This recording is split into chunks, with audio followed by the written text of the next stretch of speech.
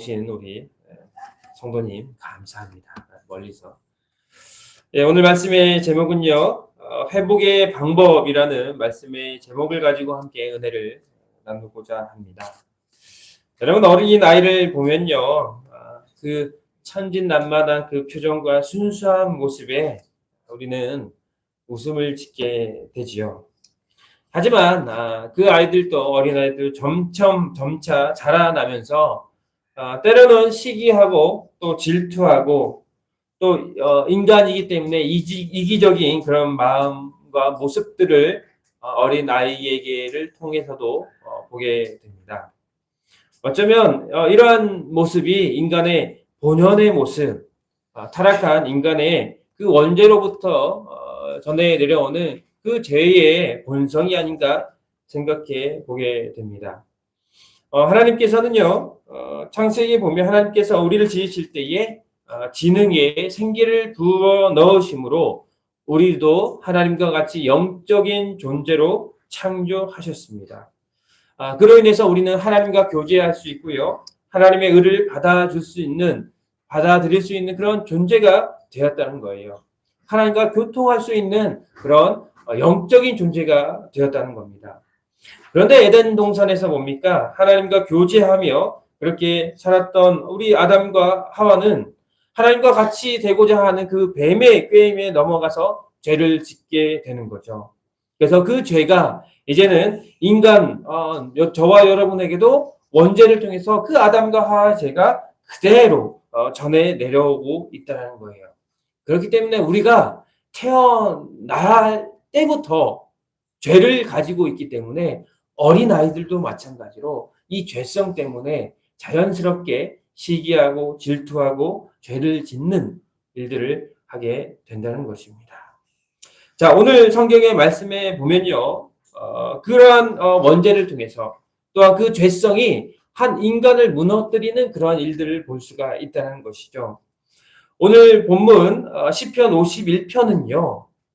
여러분이 너무나 잘 아시는 그 다윗 왕이 쓴 오늘 말씀이에요. 내용은 뭐냐면 다윗 왕이요. 한날에 우리아의 아내를 범하게 되는 그러한 죄를 짓게 됩니다. 우리아의 아내 밧세바와 동침한 후에 그 죄가 만천하에 드러나게 되지요. 나단 선지자를 통해서 다윗의 죄를 지적할 때에 이제 자신의 죄를 깨닫고 그 죄에 대한 고백의 회개 기도가 바로 오늘 시편 51편의 말씀이라는 거예요. 자, 다윗은 자신이 지은 죄, 하나님 앞에 용서함을 받기 위해서 먼저 하나님께 대해 죄를 지었음에 대하여 고백하는 그 용서를 구하게 됩니다.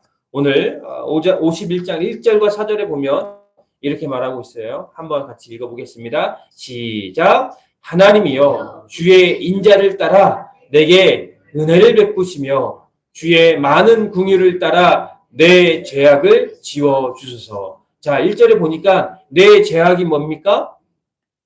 뭐예요? 죄죠. 무슨 죄를 지은 거예요? 그 다윗이요? 밧세바를 범한 그런 죄를 지어달라고 간구하고 있다는 거. 2절 볼게요. 나의 죄악을 맑게 씻으시며, 다 같이 할게요. 나의 죄를 깨끗이 제하소서. 3절이요. 물은 나는 내 죄가를 아오니 내 죄가 항상 내 앞에 있나이다. 내가 주께만 범죄하여 주의 목전에 악을 행하였사오니 주께서 말씀하실 때에 의로우시다 하고 주께서 심판하실 때에 순전하시다 하리이다. 여러분, 다윗은요, 이스라엘의 두 번째 왕으로 정치나 종교뿐만 아니라 모든 방면에서 이스라엘을 아주 잘 통치한 왕이었어요. 그렇게 성공한 왕이었지만 그는 악한 그 소욕에 이끌려서 뭡니까? 하나님 앞에서 아주 큰 커다란 범죄를 저지르게 되는 거죠. 첫 번째 죄는 뭐냐면 사무엘하 11장 24절에 보면 2절에서 4절까지 보면 이렇게 말하고 있어요. 저녁 때에 다윗이 그의 침상에서 일어나 왕국 옥상에서 거닐다가 그곳에서 보니 한 여인이 목욕을 하는데 심히 아름다워 보이는지라. 다윗이 사람을 보내 그 여인을 알아보게 하였더니 그가 아뢰되 그는 엘리암의 딸이요 햇사람 우리아의 아내 밧세바가 아니니까 하니, 다윗이 전령을 보내어 그 여자를 자기에게로 데려오게 하고 그 여자가 그 부정함을 깨끗하게 하였으므로 더불어 동침함에 그 여자가 자기 집으로 돌아가니라. 사무엘하의 말씀에 보면 그 우리아의 아내, 자신의 수하였던 그 우리아의 아내인 밧세바를 어떻게 됩니까? 다윗이 강제로 취하게 됩니다. 이게 바로 다윗이 지은 첫 번째 가장 큰 죄가 되는 거예요. 두 번째 죄가 무엇입니까? 사무엘하 11장 15절에서 17절에 보면 이렇게 같이 한번 읽어보겠습니다. 시작. 그 편지를 써서 이르기를 너희가 우리아를 맹렬한 싸움에 앞세워두고 너희는 뒤로 물러가서 그로 맞아 죽게 하라 하였더라. 요압이 그 성을 살펴 용사들이 있는 것을 아는 그곳에 우리아를 두니 그 성 사람들이 나와서 요압과 더불어 싸울 때에 다윗의 부하 중 몇 사람이 엎드려지고 햇사람 우리아도 죽으니라. 다윗의 두 번째 죄는 뭐냐면 그 남편인 우리아를 전쟁터 가운데 죽게 하는, 다시 말하면 살인하는 그러한 죄를 범하게 됩니다. 왜요? 자신이 그 아내를 범했던 그 일들, 자녀를 갖게 되어서 그 일들이 드러나지 않기 위해서, 그래서 먼저는 우리아를 휴가를 줘서 자기 아내와 동침하게 했는데, 전쟁 가운데 형제들이 전쟁하고 있는데 내가 이렇게 집에서 편히 쉴 수 없다 해서 동침하지 않고 전쟁터 가운데 나가게 됩니다. 이 사실을 안 다윗이 어떻게 돼요? 오늘 읽었던 말씀처럼 전쟁터 가운데에 우리아를 죽게 하는 그런 무서운 죄를 저지르게 되는 것이죠. 이렇게 다윗은요, 자신이 왕으로서 가장 추악한 죄를 짓게 됩니다. 자, 그런데 이 모든 것은 누가 보고 계셨어요? 누가 보고 계셨습니까? 하나님이 보고 계셨다는 거예요. 그래서 사무엘하 11장 27절에 이렇게 말합니다. 읽어보세요. 잠깐만, 27절에 시작. 그 장례를 마침에 다윗이 사람을 보내 그의 왕궁으로 데려오니 그가 그의 아내가 되어 그에게 아들을 낳으리라. 다윗이 행한 그 일이 여호와 보시기에 악하였더라. 네. 하나님이 다 보고 계셨다는 거죠. 그 악한 그 다윗의 모습을 다윗은 생각하겠죠. 이렇게 하면 완전 범죄가 되겠다. 네. 장례까지 맞춰줬으니 완전 범죄가 되었다라고 안일한 마음을 갖고 있었지만 뭡니까? 이 일은 누가 보고 계셨다는 거예요? 하나님이 보고 계셨다는 거예요. 자, 다윗이 행한 일, 하나님 보시기에 악한 일이라는 거예요. 악한 짓을 했다는 거예요. 그래서 하나님께서는 그 다윗을 그냥 보고 있을 수만은 없습니다. 그래서 어떻게 합니까? 하나님께서는 한 사람을 보내게 됩니다. 바로 사무엘하 12장 1절 한번 읽어보겠습니다. 시작. 여호와께서 나단을 다윗에게 보내시니 그가 다윗에게 가서 그에게 이르되 한 서급에 두 사람이 있는데 한 사람은 부하고 한 사람은 가난하니. 자, 하나님께서 나단 선지자를 다윗에게 보내게 됩니다. 그리고 나서 선포하죠.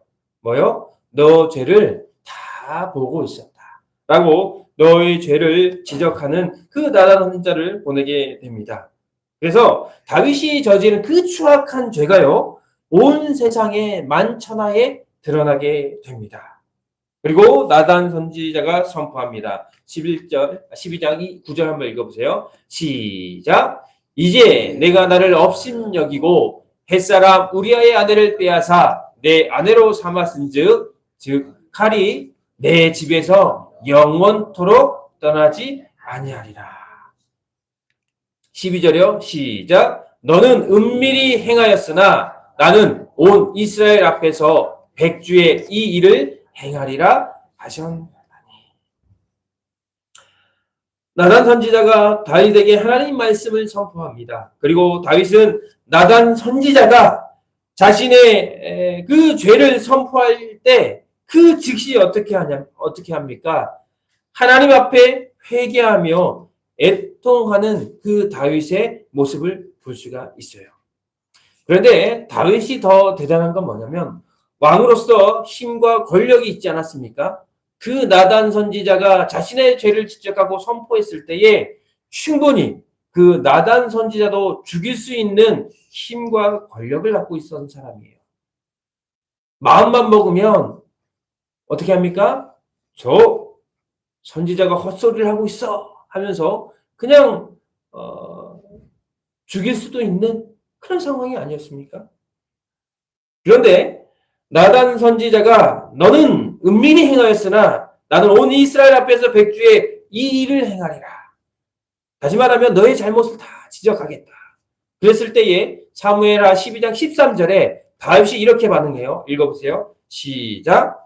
다윗이 나단에게 이르되 내가 여호와께 죄를 범하였노라 하매 나단이 다윗에게 말하여 말하되 여호와께서도 당신의 죄를 사하셨나니 당신이 죽지 아니하려니와. 아멘.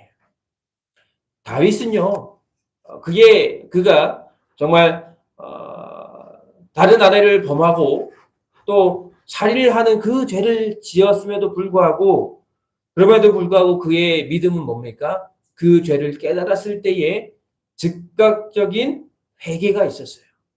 자신의 잘못을 깨닫고 하나님 앞에 범죄하였다라고 회개하는 고백을 통해 하나님께 용서를 받게 됩니다. 이를 보면서 어떤 생각이 들었냐면 저와 여러분도 마찬가지입니다. 우리는 우리의 삶을 살면서 하나님은 모르시겠지 하는 그러한 죄들을 우리는 짓고 살게 되지요. 그런데 어느 순간에 또 예배 가운데 하나님의 말씀을 통해서 선포되는 말씀을 통해서 죄를 깨달았다면 어떻게 해야 될까요? 우리는 회개해야 되죠. 누구처럼요? 다윗처럼. 깨달았다면 하나님의 말씀으로 마음에 찔림이 있고 깨달았다면 이 다윗처럼요. 내가 여호와께 범죄하였다 고백할 수 있는 믿음이 있어야 된다는 거예요. 그랬을 때 뭐라고 말합니까? 오늘 13절의 말씀에서 하나님께서도 당신의 죄를 어떻게 했다는 거예요? 사했다는 거예요. 대신 당신을 뭐합니까? 죽지 않게 하겠다라고 약속해 주지 않습니까? 왕으로서 변명할 수도 있었고 왕강이 부인할 수도 있었지만 왕이기에 어떻게 합니까? 그럼에도 불구하고 나단 선지자의 그 선포된 말씀에 무릎 꿇고 회개하며 하나님 앞에 나아갔다는 거예요. 하나님께서 눈동자처럼 다윗의 모든 삶, 행동까지 다 보고 계셨다는 거죠. 이처럼 하나님은 저와 여러분의 모든 삶도 어때요? 다 알고 계시고 다 보고 계신다는 거예요. 그렇기 때문에 우리는요, 하나님 눈앞에서 피할 수 없는 존재입니다. 그렇기 때문에 우리는요, 어쩌면 이 다윗 같은 모습이 우리에게도 있지 않는지, 죄의 종류는 달라도 어쩌면 우리는 하루하루 하나님이 기뻐하시는 일이 아니라 나의 정욕과 나의 교만과 나의 욕심으로 죄를 지으며 살아가는 그런 인생을 살고 있지는 않습니까? 그런데 그 모든 죄, 결국은 어떻게 됩니까? 하나님 앞에 만천하에 드러날 수밖에 없다는 것이죠. 자, 그러면 그러한 죄가 드러났을 때에 우리는 어떻게 해야 돼요? 다윗과 같은 그 믿음을 가질 수 있어야 돼요. 어떠한 믿음이요? 깨달은 즉시 철저한 회개의 믿음이 있어야 된다는 것이죠. 어쩌면 저와 여러분들이 다윗과 같은 그 믿음을 가져야 된다는 거예요. 다윗처럼 죄를 깨달았을 때 즉각적으로 인정하시고 그리고 하나님 앞에 회개하는 그러한 올바른 믿음의 신앙을 갖고 있는 저와 여러분들이 되었으면 좋겠습니다.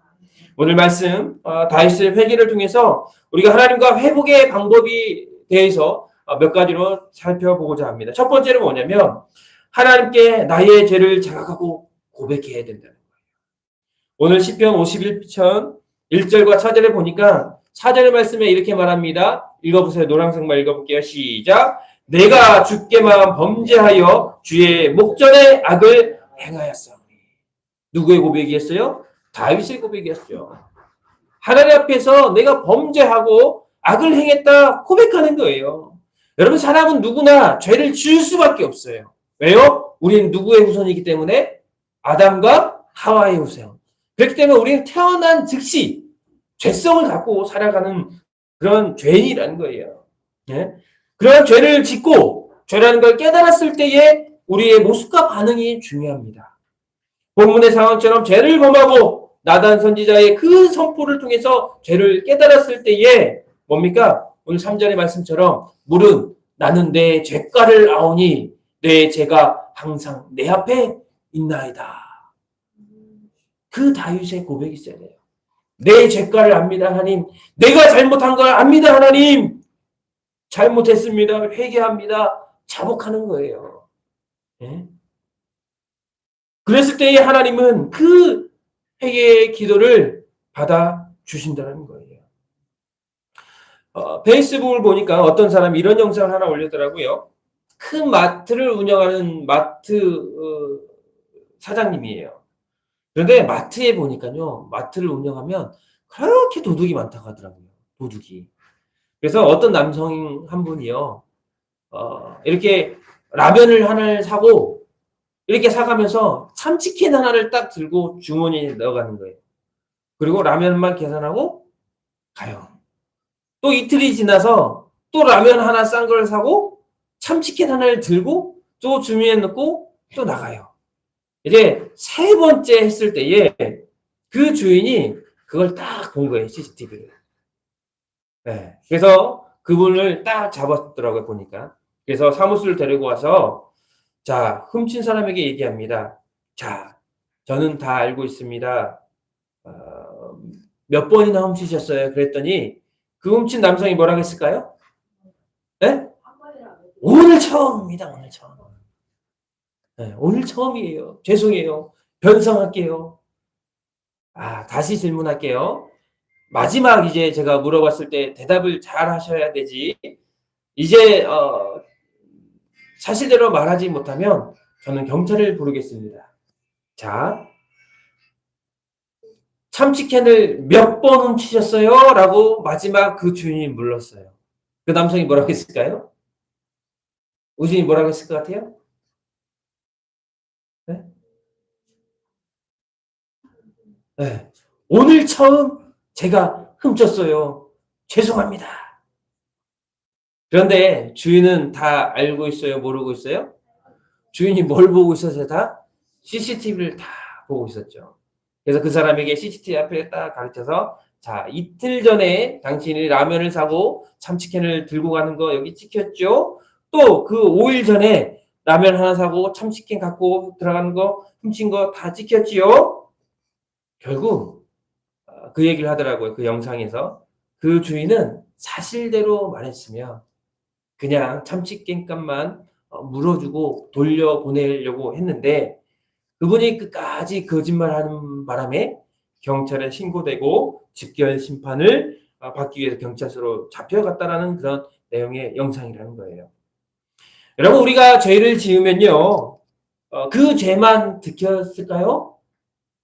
하나님 앞에서 우리가 죄를 지었을 때에 내가 죄를 깨달았으면 이 죄만 하나님께 들켰겠지.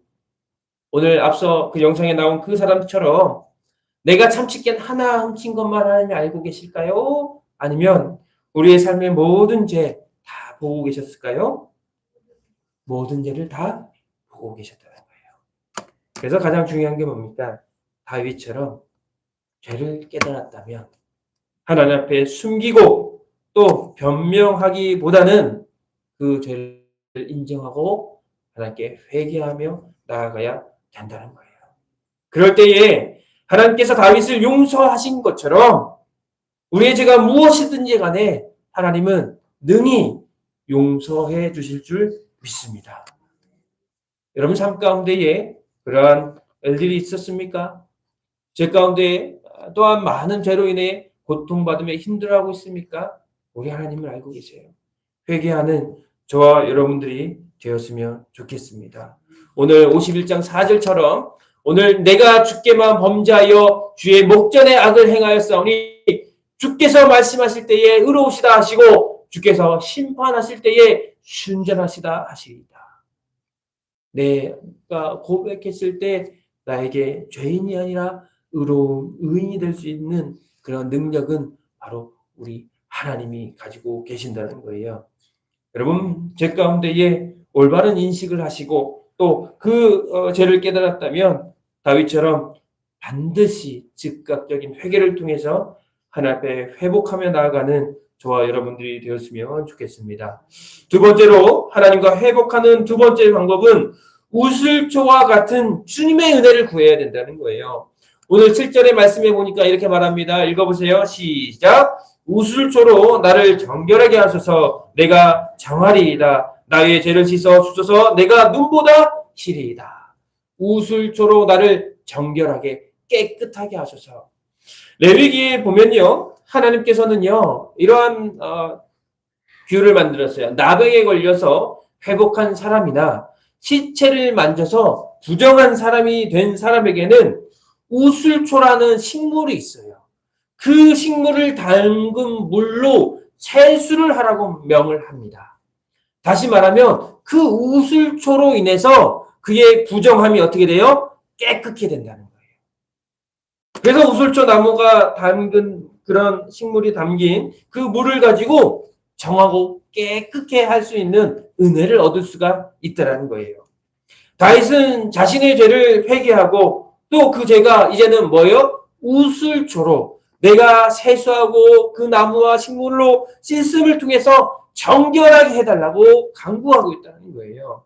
그래서 깨끗하게 정하게 되고 나의 죄를 씻어 주셔서 내가 눈보다 내 죄가 검은 죄가 하얗게 희게 되는 그 은혜를 달라고 기도하고 있다는 거예요.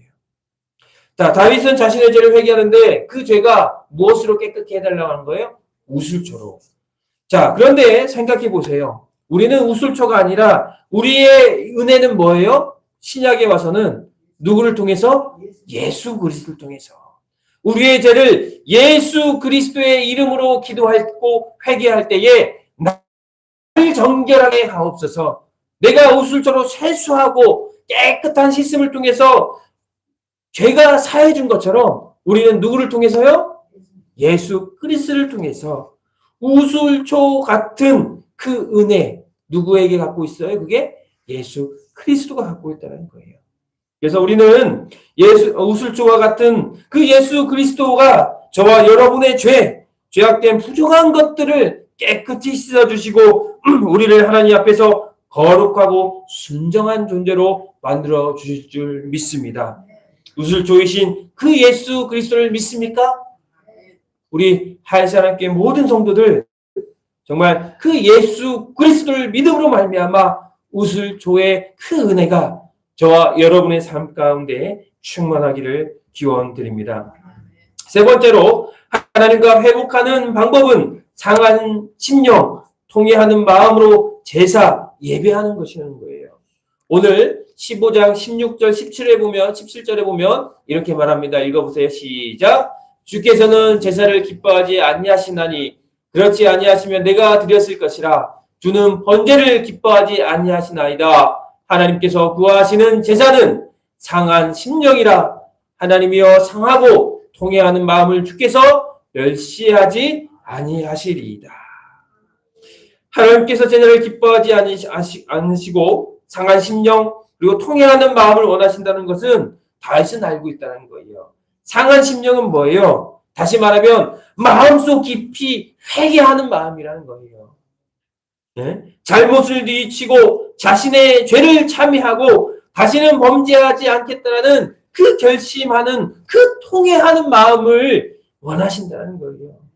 그래서 하나님께 제사하는 것, 예배할 때 다윗은 하나님 앞에서 상한 마음을 가지고 그 심령을 통해서 통회하는 마음으로 하나님께 나아갔다는 거죠.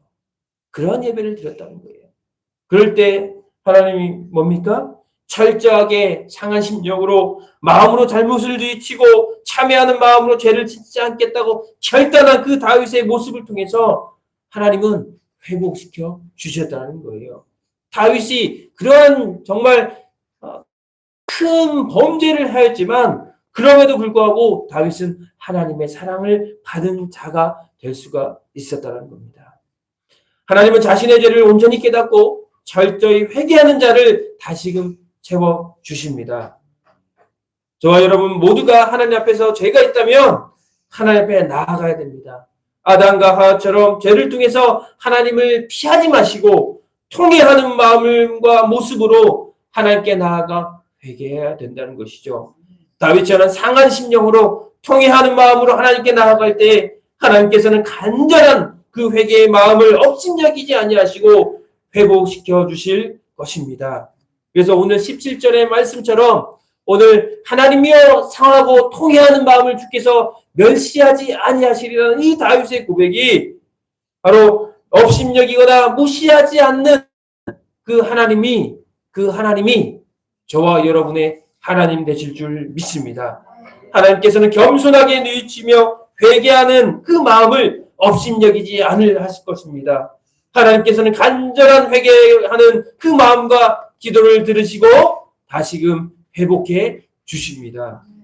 사랑하는 우리 하이사랑교회 모든 성도들, 오늘 다윗이 회개를 통해서 하나님과 회복의 방법을 한번 생각해 보았는데, 하나님께 나의 죄를 자각하고 고백하는 것, 우슬조와 같은 주의 은혜를 구하는 것, 그리고 상한 심령, 통회하는 마음으로 하나님 앞에 예배하는 그런 삶을 사시는 우리 하이사랑교회 모든 성도들 되길 소원합니다. 그럴 때에 하나님은 다윗처럼 저와 여러분들도 다시금 뭡니까? 회복해야 하는 그 은혜를 주실 줄 믿습니다. 그 하나님을 믿고 살아가고 그 하나님을 온전히 섬기는 저와 여러분들이 되었으면 좋겠습니다. 우리 이 시간 내가 너를 도우리라 함께 찬양하면서 오늘 함께 기도하는 시간을 갖겠습니다.